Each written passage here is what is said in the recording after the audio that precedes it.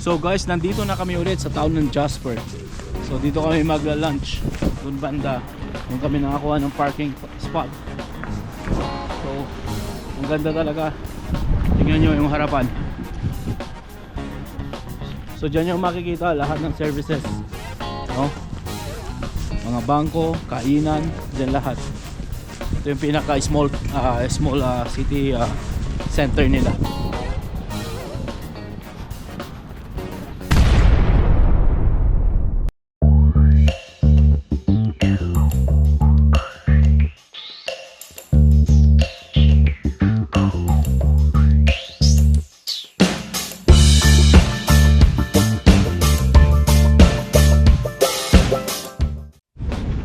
Pabalik na kami ng aming sasakyan guys.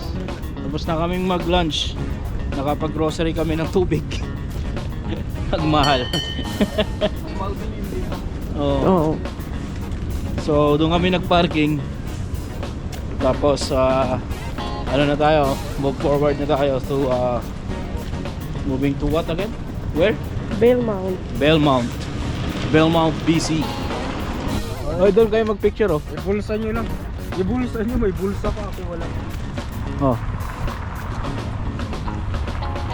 Nor, kumusta ang gala mo? Good. Ng birthday mo? Okay lang. Okay lang? Nag-Jollibee ka? Yeah. Libre kita ng Jollibee? Sa birthday ko sa'yo? Jollibee? Sige ba? Yummy. Kanta ka muna. Ano yung kanta mo nung bata ka? Nahiya na siya kanta eh. Ano ka to? Bigyan tayo ng pera pag kumakain. Oh, bigyan ko kayo tag-piso. Doon oh, merong ano doon oh. Meron So, Kawanders, nandito pa rin tayo no, sa may town ng paano? Jasper. May bulsa. Ganda talaga dito. Imagine mo, nakikita mo yung mga bundok na yan habang nandito ka sa gitna. Di ba? Oh. Meron pa doon. Ganda. So, syempre, medyo mas mahal lang ang cost of living ng konti dito. Kasi tourist spot sila eh. Diba? Para silang bump din. So guys, dito kami mag kaang-kaang for almost siguro 1 more hour and then larga na kami. Kasi ang next destination namin is Belmont DC. Belmont DC. Yung isang kapatid ko, tawag niya is Valley Mount in short.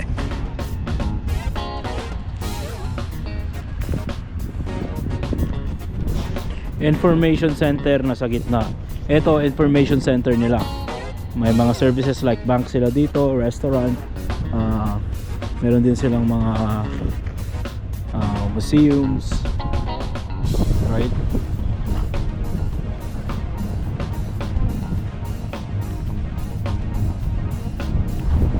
Pwede kang umupo dyan pag mamayari mo pala yan. May pangalan. Kasi Ano? partner ko sa trabaho yun. Ah, Yung tawag nila eh. kaya pala. Dito ko. Ayoko.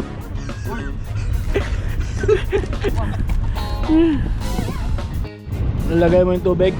Wala. Ayun. Wal. Lagay mo yung tubig. Ganun pa rin. So punta kami ng souvenir shop. The souvenir shop.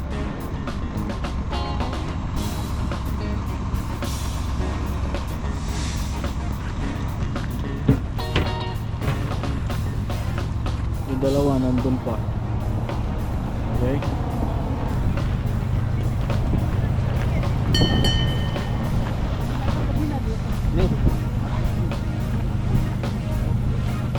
Ito yung souvenir shop.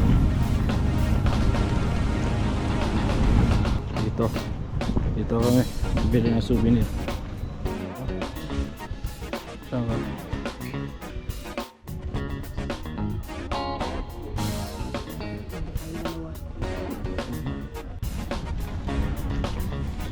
Anong pipicture mo lang? Wala, na-delete ko lang lahat.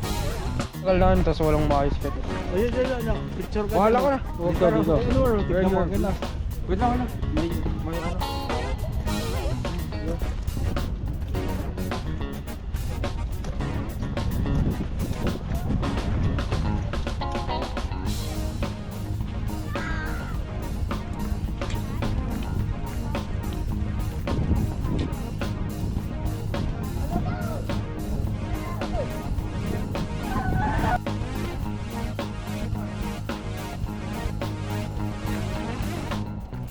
masama ba? Siya yung nasa mga souvenir item eh. Mr. Jasper daw.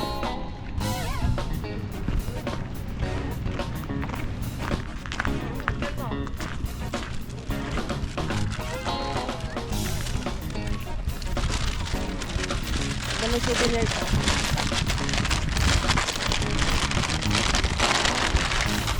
Siya oh. Kung ano? Siya nga So, yan. siya yan. Mr. Jasper. Same.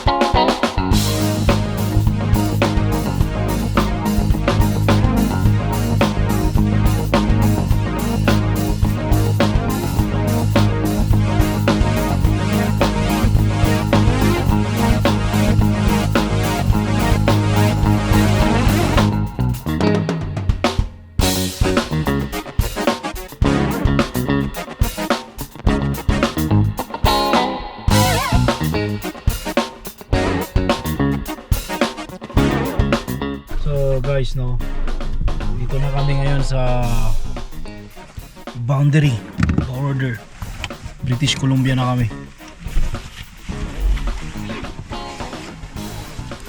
So tapos na kami sa Alberta, dito na kami sa may British Columbia. British Columbia.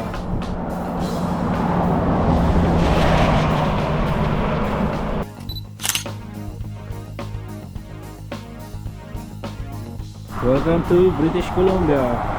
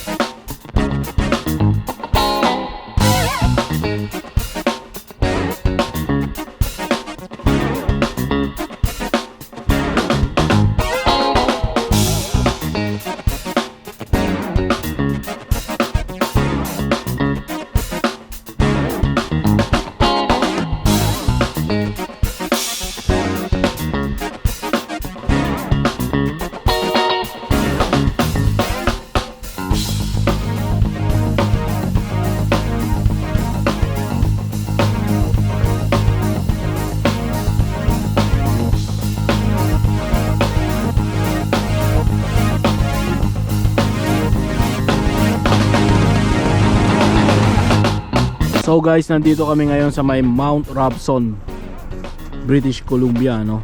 So diyan papasok kung saan ka pupunta, papunta dun sa may bundok. Ang problema, sarado sila ngayon. The problem is the problem. The problem, close sila. So wala, dito lang kami pahinga ng konti. Yung dalawa doon, magpipikpik pa yata. So Mount Robson, kung nakikita nyo, yan yun. Dito yan sa British Columbia. So napakalayo na namin from home base.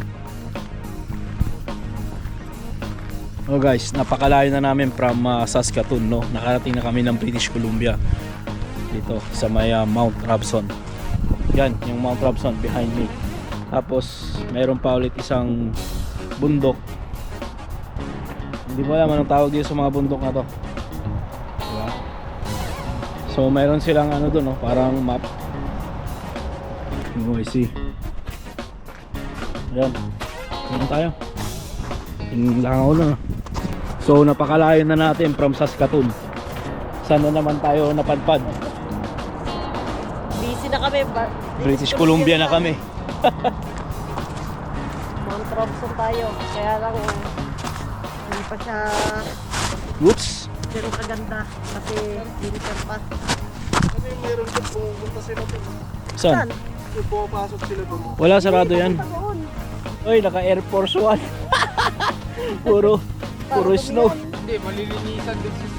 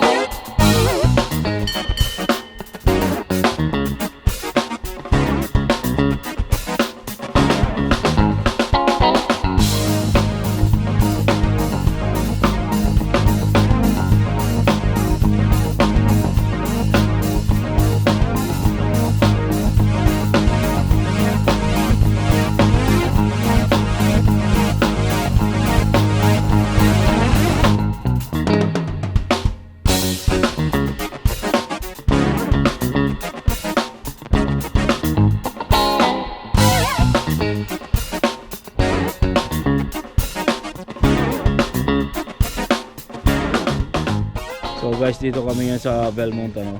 Naghahanap kami ng aming mga kainan for supper. And then may nakita kami dito, isang Japanese Korean restaurant. So dito kami. Yung town ng Belmont, no? Maliit lang siya pero kompleto siya. Kompleto siya. Halos marami naman maano dito. Ayun lang. Take out lang ang ano. There's another one there, like Yung malapit. yun, yeah, close to our hotel. There's another Korean restaurant. Oh, unpacking na ulit. Kasi bago mo na dyan. Kasi sumama ng siguro.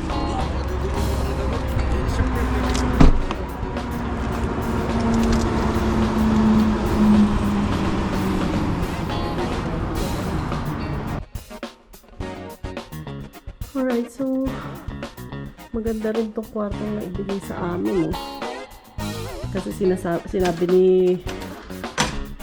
Wawi, nung kapatid ni Habi, na ano daw, na nag-work din siya sa same hotel katulad neto, Days Inn.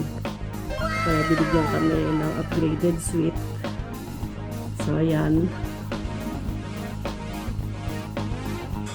meron siyang jacuzzi pa dito. And then yan, dalawang king bed, yung size bed ang binigay. So maluwag. Okay na okay. So dito kami nakahanap. Dasol Japanese restaurant. Open ba? Lasang gasol. Yun, open. Western Japanese and Korean restaurant. Puro kami bibimbap, no? Pero ngayon yung nakainan namin dito sa BC. Grabe, sobrang laki. Ang laki. Fresh na fresh yung mga gulay. Kakaiba to. Ngayon ako nakakakita ng ganong klaseng bibimbap. Kain. Ang masasabi nyo sa kinain natin? Masarap. Sa katutak. Sa katutak na gulay. Yung view ang maganda. Mabundok. Dito nga.